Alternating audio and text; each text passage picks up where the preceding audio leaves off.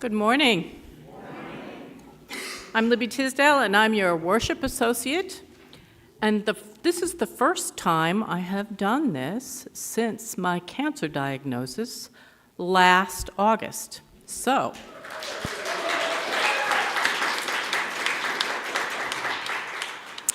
I'm sharing leadership today for today's service with Reverend Kathy Ellis. And as you know, this is her last service with us in her tenure with us at UCH. So we gather together to celebrate the transformative power of religious community. Whoever you are, wherever you live, whomever you love, and whatever you do for a living, remember that you are always welcome at the Unitarian Church of Harrisburg. So we invite you to join us downstairs in the common room after the service for coffee hour. And we hope you'll join us, even if it's just for a few minutes. And for those who are joining online this morning, we invite you to participate in a Zoom coffee hour. Well, that's right, woo. The link is included in the email with today's service, online or in person. We are absolutely delighted that you're here. Not yet. First the words, then the song. It's confusing because the words of our chalice lighting are the same as the words of our song. But in Unitarian Universalist congregations, we light a chalice to mark our coming together in community, to mark this sacred space that we make sacred by our coming together. So come, whoever you are. Come with your hurts, your imperfections, your places that feel raw and exposed. Come with your strengths that the world shudders to hold. Come with your wild imaginings of a better world. Come with your hopes that it sometimes seems no one wants to hear. Wanderer, worshiper, lover of leaving, we will make a place for you. We will build our home together. Ours is no caravan of despair. We walk together. Come, yet again come. In the light of the Spirit and the warmth of love, we come together to seek and sustain and share. Come, let us worship and sing together.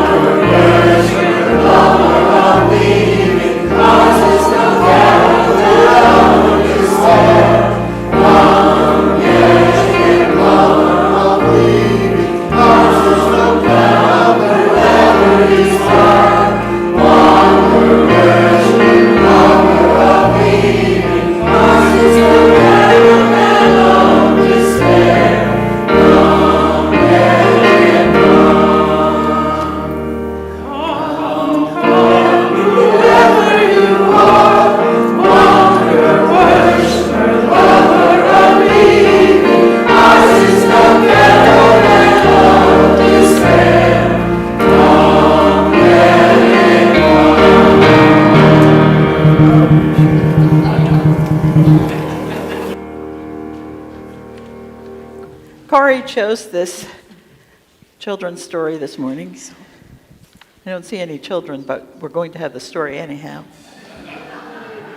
The end is just the beginning.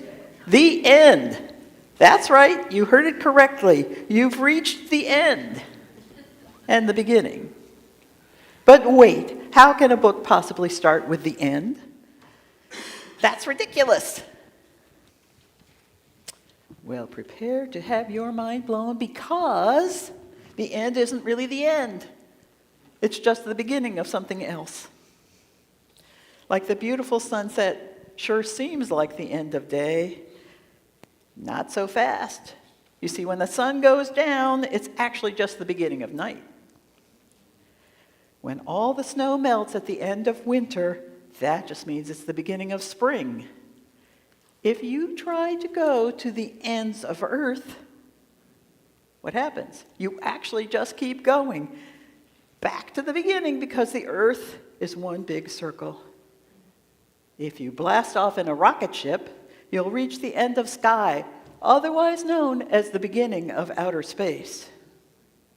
When you count, the end of number 1 is just the beginning of the next number. And so, on and on and on, all the way to the infinity, which, by the way, never ends. Even a sign that literally says dead end isn't an end at all. It's only the beginning of whatever lies beyond it. So when you really think about it, the end is entirely endless. The end of a disagreement with someone is just the beginning of making up. The end of a mistake is just the beginning of learning something new. The end of being sick is the beginning of feeling better. The end of dinner is just the beginning of dessert. And if you're really well behaved, the end of dessert might just be the beginning of more dessert.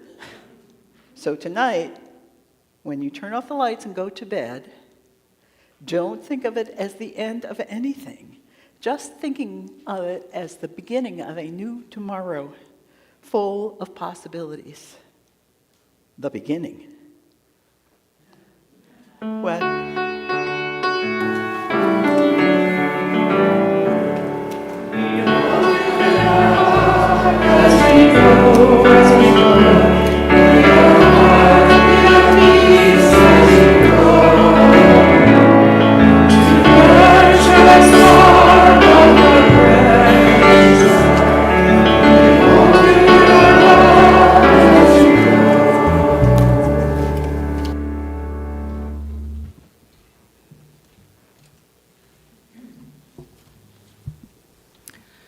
So the reading today is Choose to Bless the World by Rebecca Parker. Your gifts, whatever you discover them to be, can be used to bless or curse the world. The mind's power, the strength of hands, the reaches of the heart, the gift of speaking, listening, imagining, seeing, waiting. All of these can serve to feed the hungry, bind up the wounds, welcome the stranger, praise what is sacred, or do the work of justice or offer love. Any of these can draw down the prison door, hoard bread, abandon the poor, obscure what is holy, comply with injustice, or withhold love. You must answer this question: what will you do with your gifts? Choose to bless the world. The choice to bless the world is more than an act of will, a moving forward into the world with the intention to do good.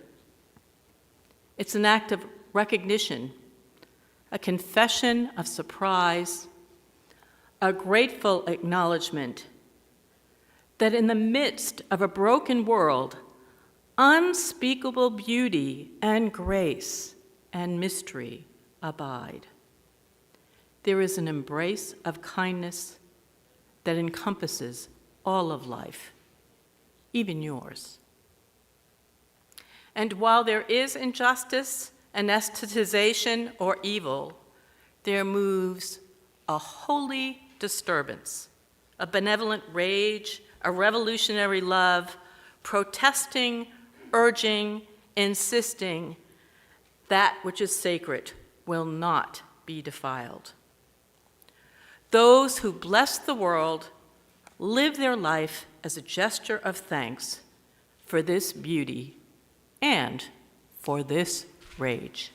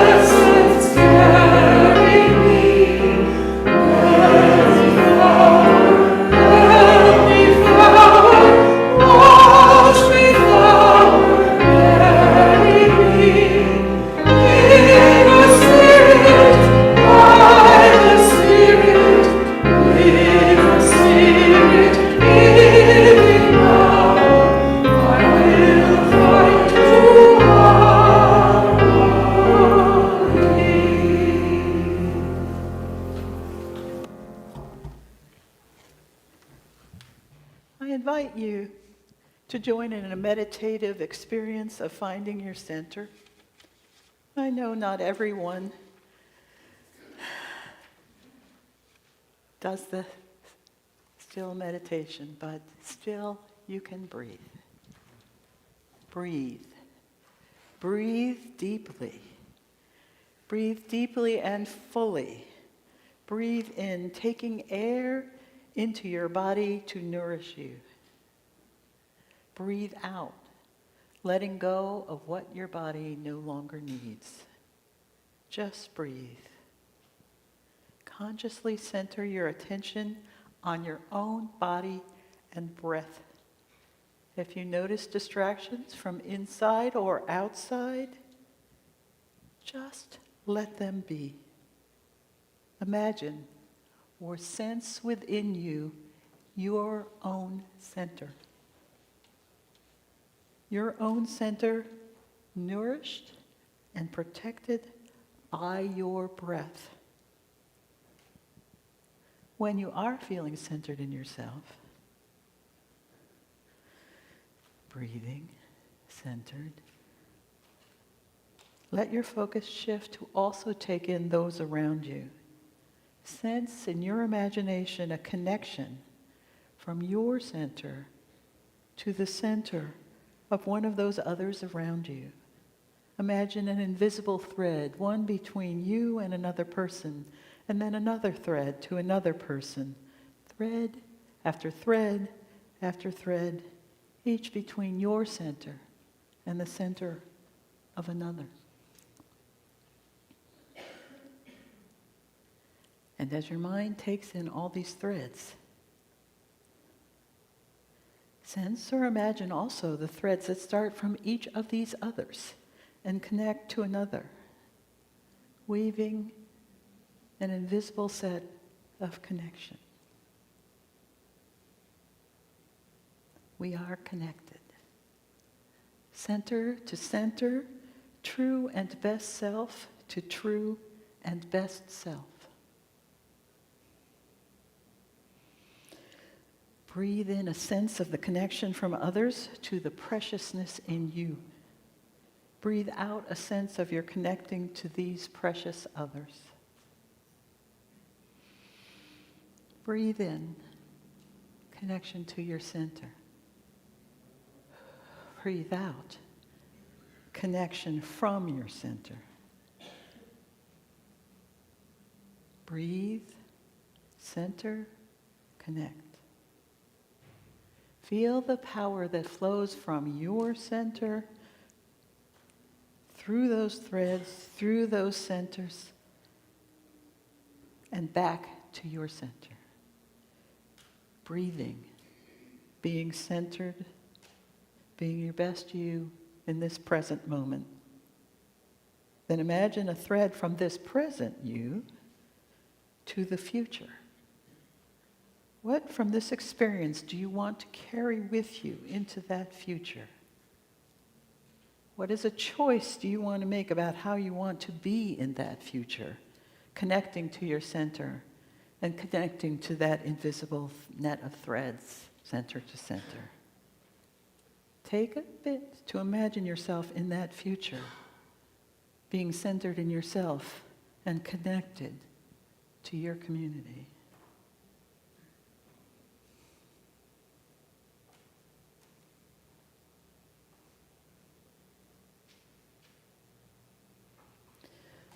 Then back to your center in the present, breathing in what nourishes you, breathing out what you no longer need.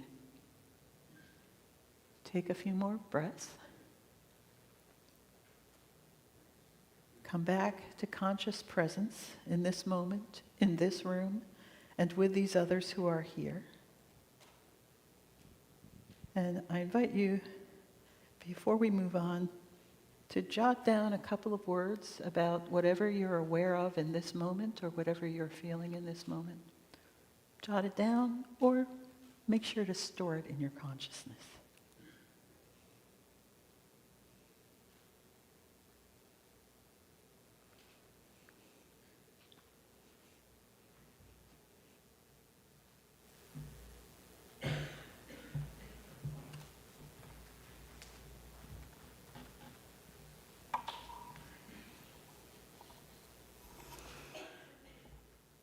That couldn't have been a better meditation for me personally, being about following breath and following an invisible thread. And this, the theme of presence, resilience, and resistance. And in coming full circle, so I'm going to start with resilience and the idea of following an invisible thread. Robin Artris wrote this book on walking labyrinths, and in it she tells this story of this great-grandmother living in this castle, and she has a great-granddaughter, and she gives the great-granddaughter a ring, and she says to the granddaughter, there is an invisible thread attached to this ring, so I'm always going to be with you. And if you ever need to make a tough decision, just follow the invisible thread, and that will lead you back to me, and you will know what to do. So I've taken that story to heart my whole life about following an invisible thread, because there always seems to be signs, about what I should do next. Something happens that makes it obvious what I should do next. And in sort of drawing on that, that's part of my resilience. It's part of what makes me resilient, and it's part of what helped me recover, at least this round, from ovarian cancer. And maybe Kathy and Sandra were following an invisible thread when they decided to come be our co-ministers for, the last 2 years. Now, presence, that hooks into the idea of breath for me. And those of you that have ever been part of any of my heart rhythm meditation groups, there's 4 kinds of breath. Air breath is associated with inspiration. So whenever we do air breath, it's in and out through your mouth. It's to be inspired to see beauty in this present moment and the next one and the next one and the next one. Fire breath, breathing in through your mouth and out through your nose, is about activating your heart's passion, which sometimes helps you act in terms of resistance. That can be part of your heart's passion too. Water breath, in and out, in through your nose, out through your mouth, kind of like breathing a sigh of relief, is about flow and feeling your emotions. And earth breath, in and out through your mouth in and out through your nose, is about grounding and rootedness. So one of the things that we always do is we try to feel our roots going down to the earth and reconnecting to other people's roots, people in the room, like you all. So we can practice doing those kinds of breaths simply as presence when we start worrying about the future, for example. But just being in the present moment, being inspired, activating our passion, feeling our emotions, and feeling our groundedness. So, many of you know that I recently walked the Portuguese route of the Camino de Santiago. So, walking and movement is part of dealing with this notion of impermanence. We don't really like impermanence. At least I don't like impermanence. But everything is impermanent. That was the point of the children's story. Everything ends and has a beginning and begins and ends. Well, I don't like dealing with impermanence. And so when I was walking the Camino de Santiago, you know that I did it 12 years ago, and I did the long, hard version. But this shorter, 165-mile version was way harder for me than the longer version.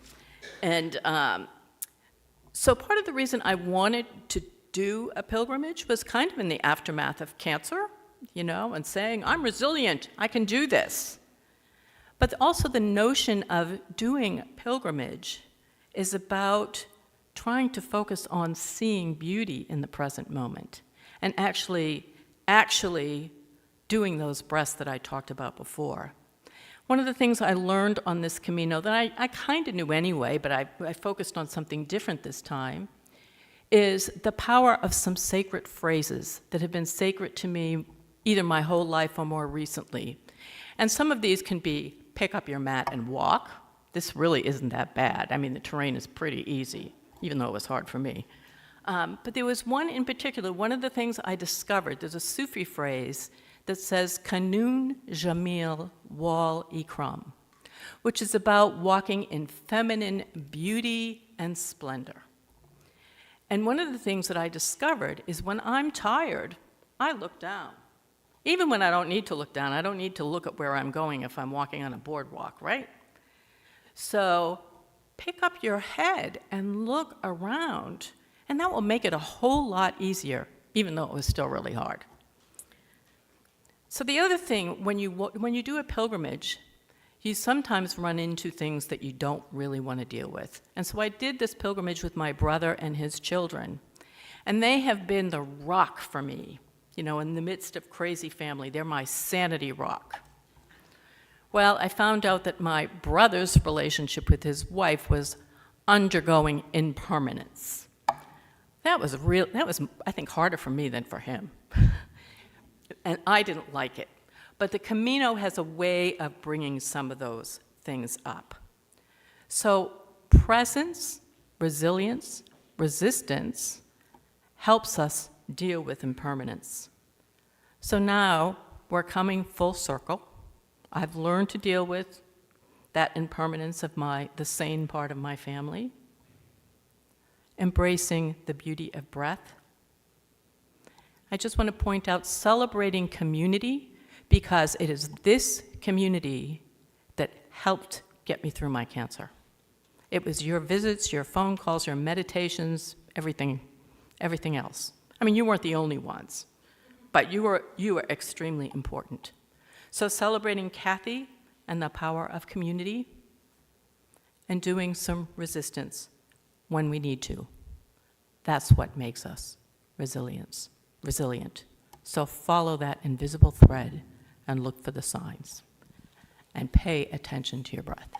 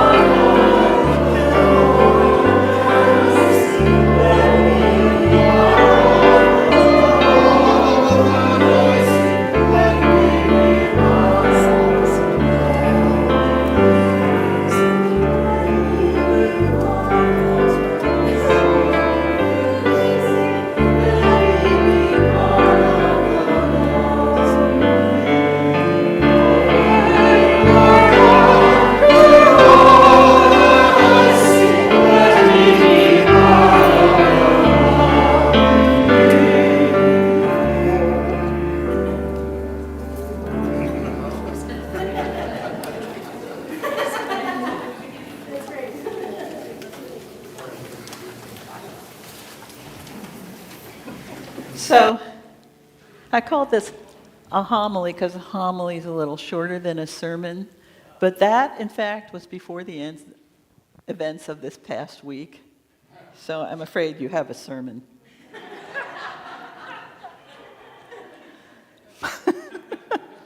So 20 years ago, when I was first entering the ministry, I read a couple of books, some of you may have read them, that convinced me of a theory of generational cycles in United States history, and that the most difficult times of our lifetimes were coming. The books were The Fourth Turning and Generations by William Strauss and Neil Howe, and at that time, I talked incessantly about that.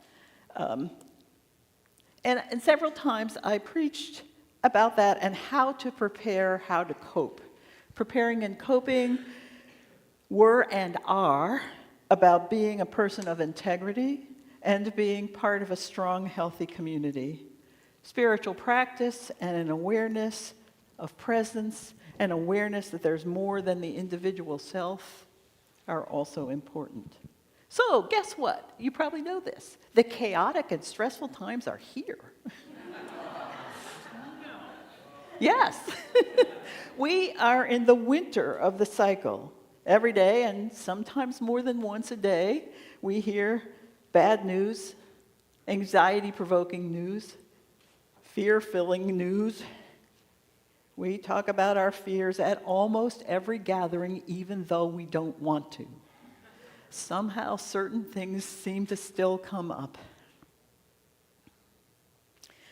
We don't know what will happen next, or what will happen in November, or what will happen in January. No one can know. However, I did just see, actually yesterday I saw that prophet historian Neil Howe published a new book called The Fourth Turning is Here. And he predicts that this crisis will end in the 2030s and that following the crisis there will be a spring, a renewal.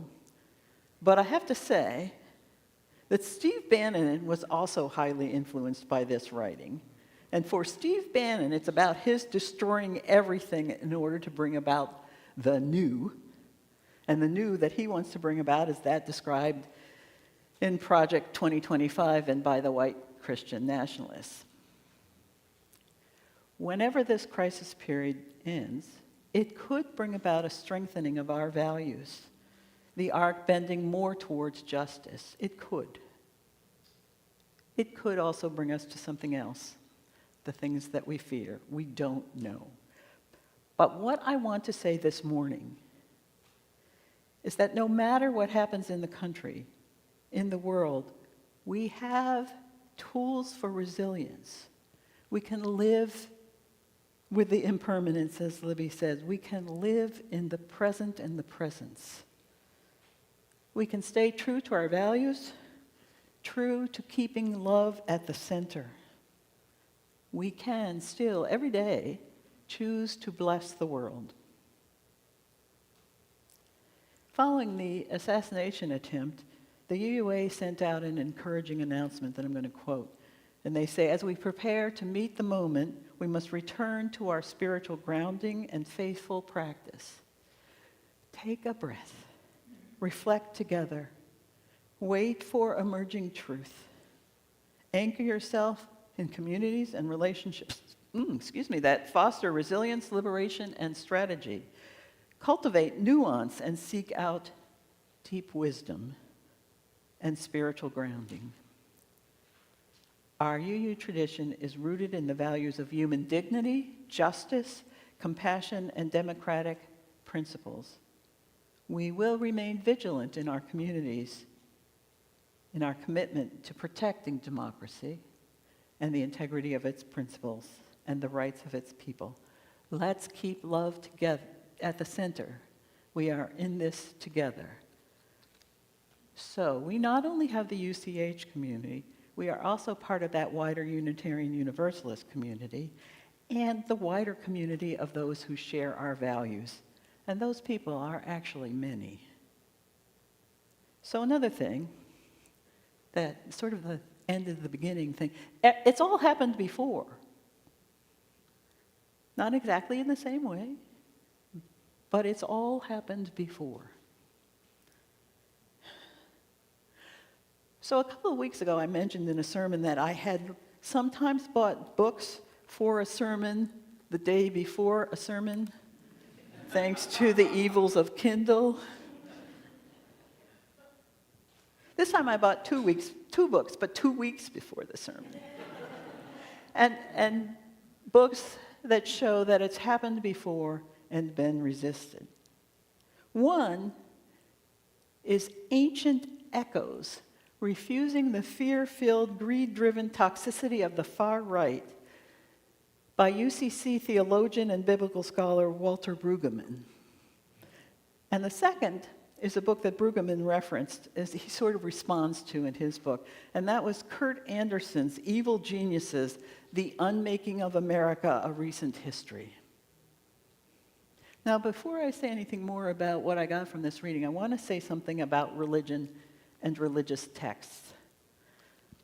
Some of us have been abused by religion and with the use of religious texts. But the teachings of Buddha, of the Hebrew prophet, of Jesus and Muhammad are all about compassion and caring for the other. They are not about hate for the other or domination or war. But religious teachings have almost always been co-opted by the rich and the powerful, who basically want to use them to keep themselves in power, to support the status quo of the rich. Now, the language of much contemporary evangelical conservative Christianity is that of feudalism, actually, of domination and hierarchy. The Christian far right is trying to turn a dangerous, mentally ill man into a sainted martyr saved by God. It's kind of irrational. But they believe it. So many people have been abused and oppressed and still are by twisted religion. But let's not throw everything out with the twisted, damaged parts. Brueggemann, who's a man of great intellect and compassion, tells us that it's all happened before, even thousands of years ago. And he offers us hope from ancient echoes, from the Hebrew biblical prophets mainly, a little bit from Jesus. Now, I talked a couple of months ago about another book by Brueggemann called The Prophetic Imagination, in which he names two themes or threads in the Hebrew Bible, one of which he calls the royal consciousness. So the royal consciousness is the co-opted religion. It excludes hope, dreams, or possibilities, only values the lives of the elite ruling class. It uses fear. It changes the politics of justice and compassion to the politics of oppression. This is the religion of the Christian far right, calling for a strong man to be in charge, like King Solomon or King David. But the other thread, Brueggemann calls alternative consciousness and prophetic ministry. We do live in the alternative conscious, and we need to keep strengthening it. He describes the task of prophetic ministry as to nurture, nourish, and evoke a consciousness and perception alternative to that consciousness and perception of the dominant culture. Prophetic ministry calls for us to listen to and learn from the voices of the oppressed, to feel and publicly express our feelings, both of grief and pain and of hopes and yearning. But now Brueggemann is writing, first, I have no doubt, he says, that the Bible provides guidance and support and resources for our current political situation and standing ground from which to resist current right-wing ideology and to host alternative visions of well-being. The Bible, ancient as it is, continues to emit echoes that take the form of both assurance and summons.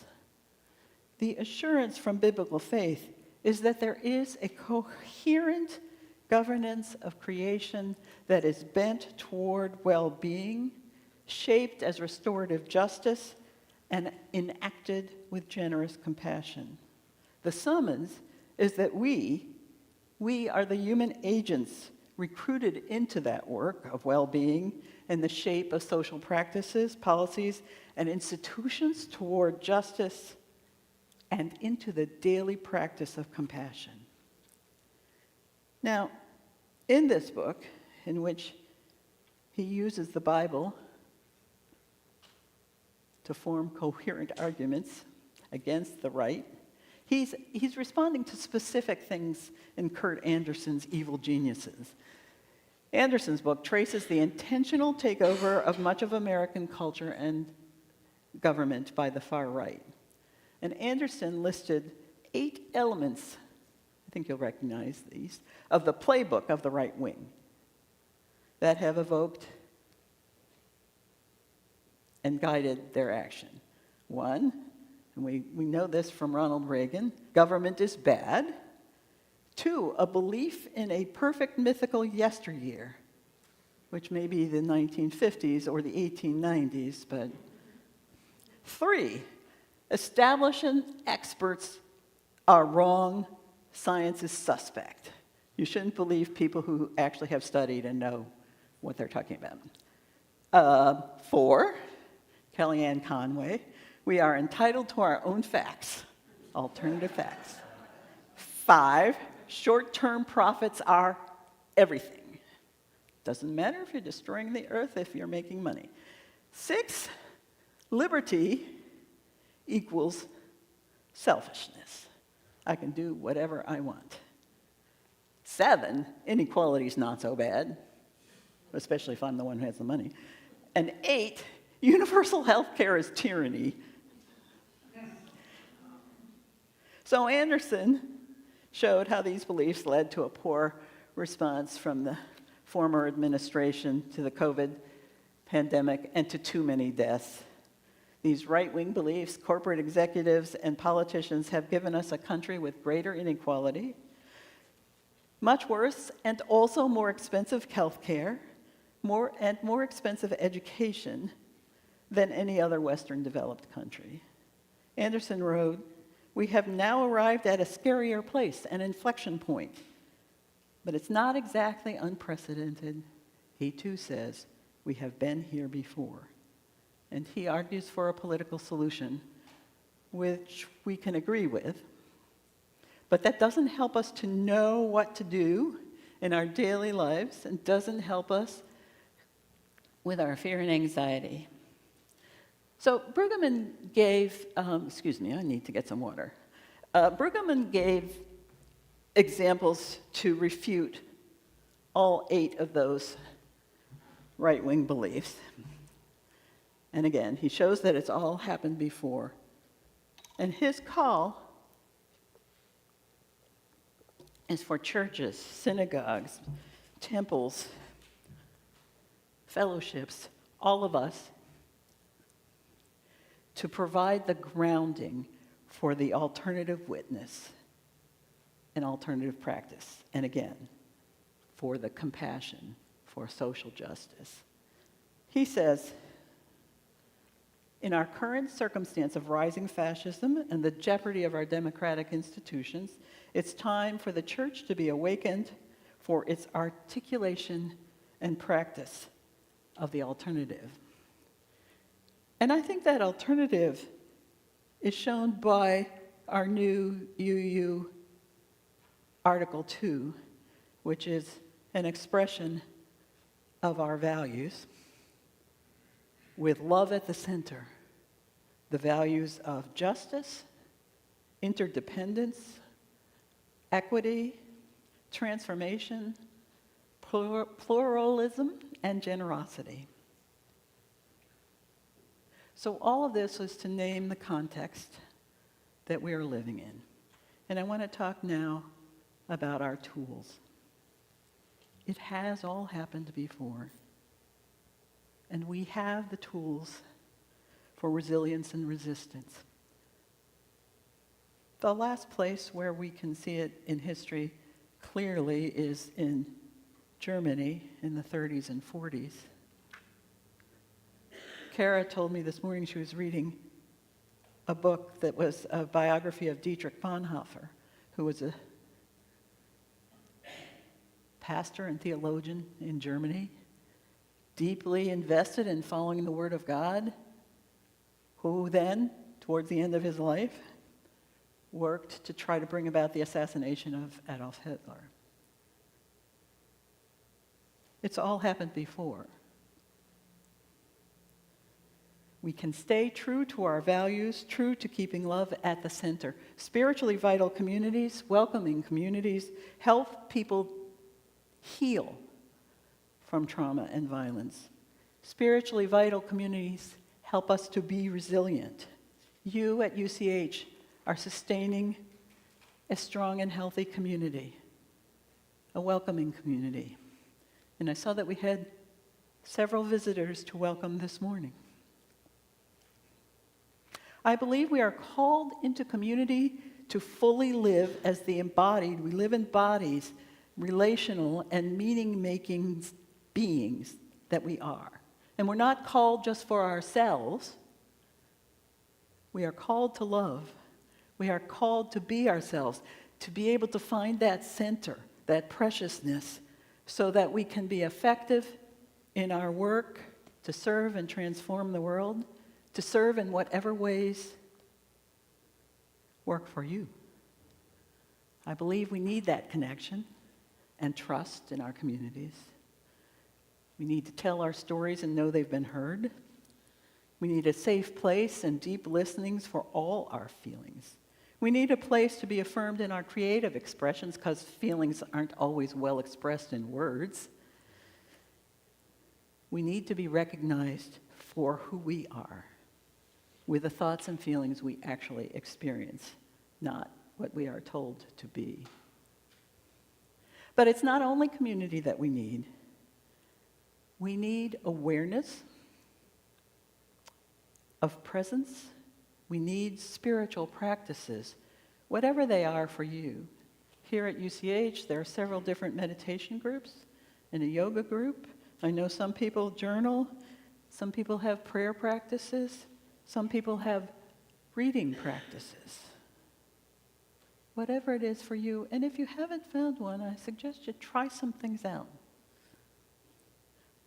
These practices help us to reduce our anxiety and to live more fully, regardless of the larger context in which we're living.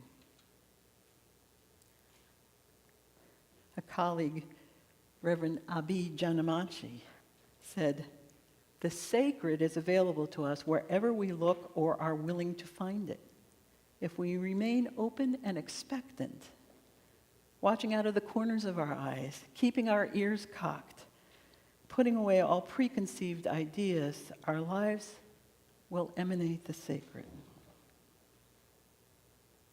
When I led a small group on prayer, the group said that they believed that prayer is about attention and awareness, connection, wholeness, knowing that we are not alone, and a relationship, a conversation with whatever we deem to be the sacred.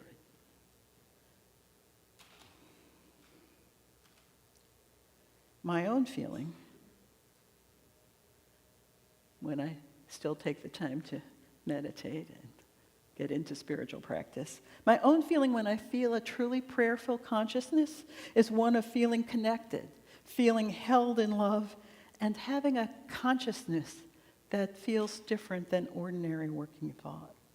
I believe we are all held in love, and sometimes when we slow down enough, we can feel it. So questions for you. What is it that may do that for you? What renews your spirit? What leads you to awareness of wholeness and connection? And do you give yourself time to do that?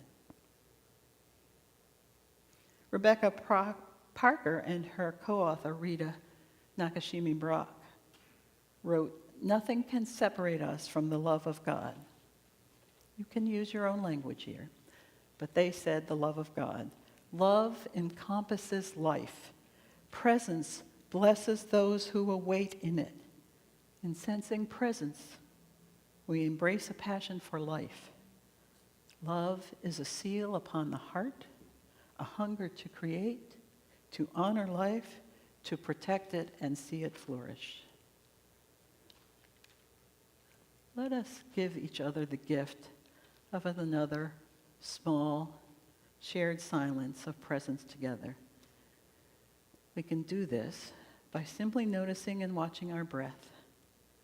In whatever way, as Libby told us several different ways, we inhale and exhale without rush or hurry. We breathe in and breathe out. In the words of Thich Nhat Hanh, if we want to enter heaven on earth, we need take only one conscious step and one conscious breath. So let us do that.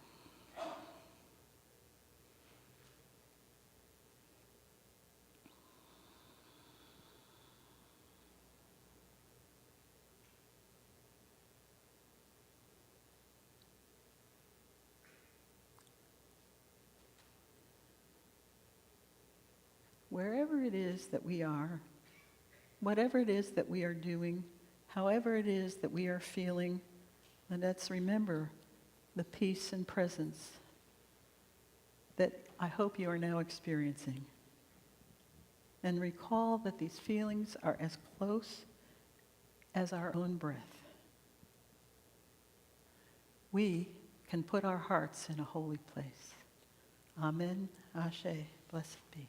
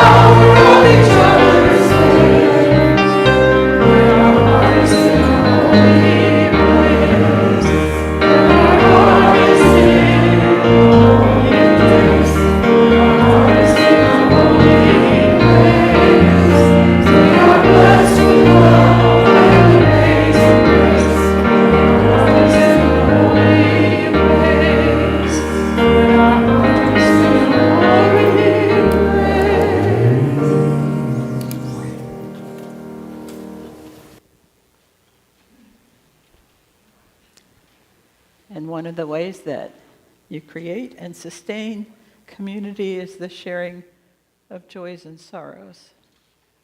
Libby will take the basket of stones to the back of the room so that you can go back by the side aisles, get a stone, and invest that stone with the energy of your great joy or your deep sorrow, your concerns, your prayers, your hopes, into that stone. and bring it forward the center aisle and place it in the bowl of water, which represents being held by community, being held by love, and all the feelings that we bring to it. So.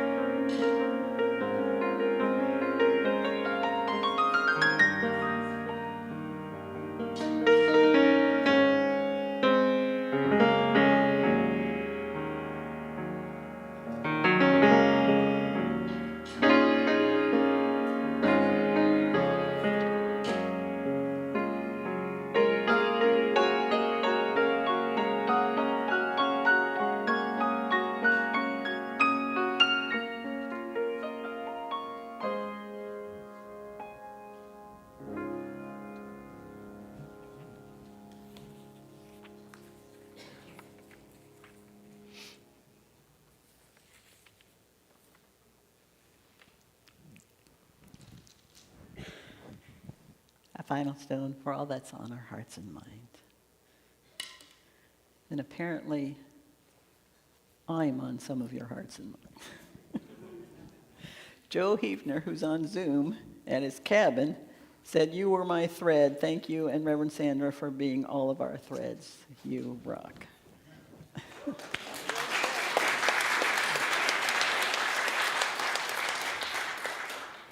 Libby Tisdale is a stone for her sister who's been recovering from a bad stroke. She was in the ICU for 3 weeks, but she will go to rehab this week. And I have a sorrow for my longtime friend, whom some of you may have known, high school friend Kim Miller, who was the second husband of Becky Hale, who some of you may know. Kim died this week. So, we wish for peace for those who are recovering, for those who've passed on, and for us. I have a blessing of presence for you, written by John O'Donohue. Awaken to the mystery of being here and enter into the quiet immensity of your own presence. Have joy and peace in the temple of your senses. Receive encouragement when new frontiers beckon. Respond to the call of your gift and the courage to follow its path. Let the flame of anger free you from all falsity. May warmth of heart keep your presence aflame. May anxiety never linger about you. May your outer dignity mirror an inner dignity of soul. Take time to celebrate the quiet miracles that seek no attention and be consoled in the secret symmetry of your soul. May you experience each day as a sacred gift woven around the heart of wonder. And stay seated and join in our responsive hymn.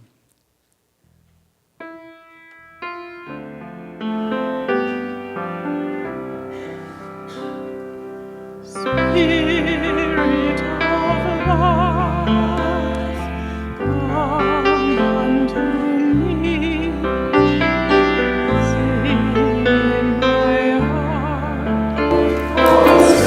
Stirrings of compassion, love in the wind, rising the sea. Move in the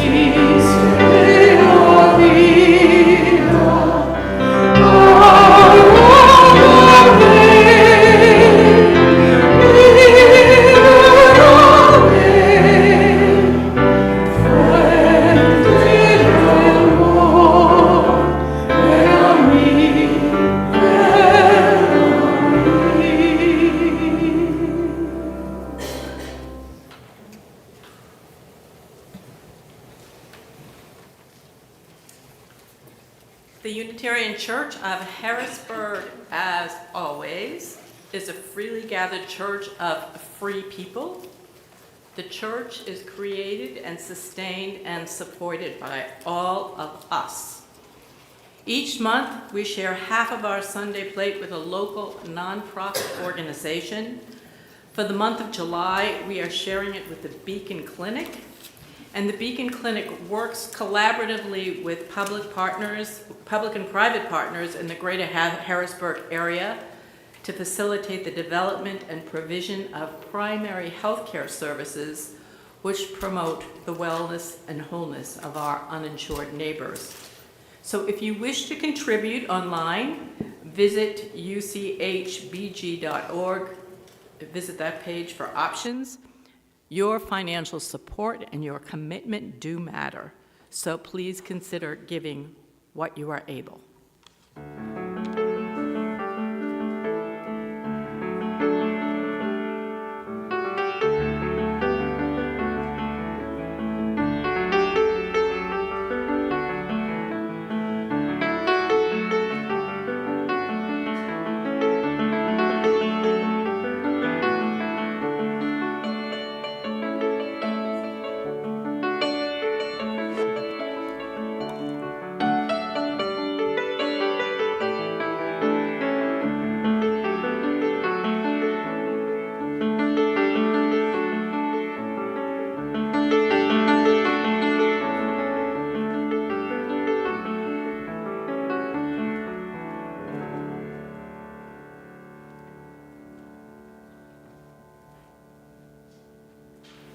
invite you to stand and join in a song. We don't normally have a song here, but this is a song of gratitude to you.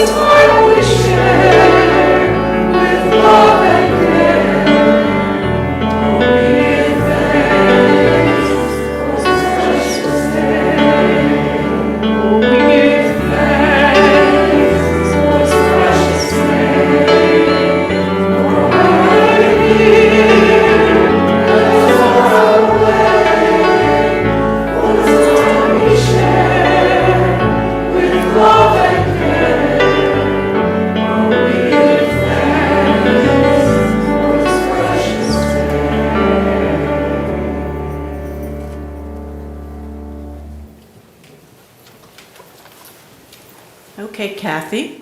Yes, I see that something has been inserted here. So one of the things that we like to do is, you can put your book down for now.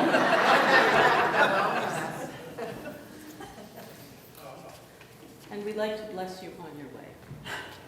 And thank you for everything that you've done for us. And now you're going to get me crying, so we better be careful because I'm supposed to sing. And all of you are going to sing, and if you don't know the word, if you don't know the song, which you probably don't, so we're going to sing it twice, there's motions to it. And I'm going to try to sing and do the motions at the same time. And I'm not always good at walking and chewing gum, so we'll see how this goes. So, it's a blessing song, so could you put the words up there, and will you give me a D, E? It goes like this. May the eastern breezes bless you, lift your spirits, help you fly. May the southern sun shine on you, warm your heart and help you try. May the western waters cleanse you, watching over all you feel. Northern earth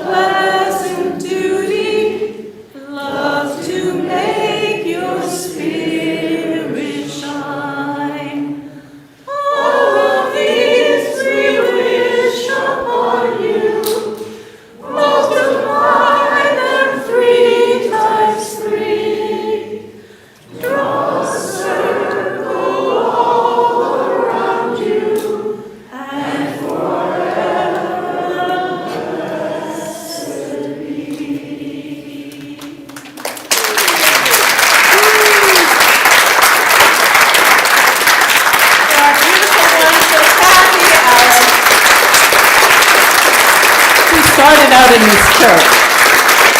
Way back when.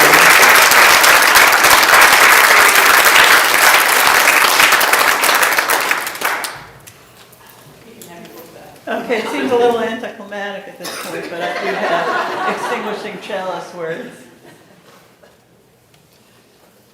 This is what we are about. We plant seeds that one day will grow. We water seeds already planted, knowing that they hold future promise. We lay foundations that will need further development. We provide yeast that produces effects beyond our capabilities. We cannot do everything, and there is a sense of liberation in realizing that. This enables us to do something, and to do it well. It may be incomplete, but it is a beginning, a step along the way, an opportunity for God's grace to enter and do the rest. We may never see the end result, but that is the difference between the master builder and the worker. We are workers, not master builders. Ministers, not messiahs. We are prophets of a future, not our own. And yes, we have another song. You have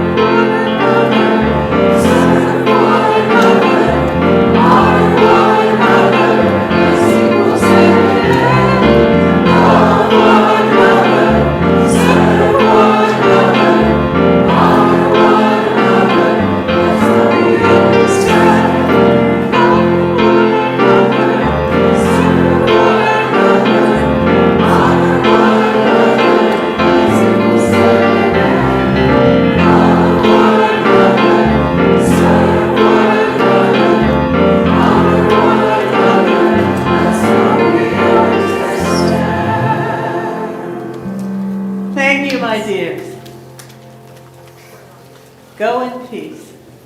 Choose to bless the world. And remember, you are held in love. And you are enough.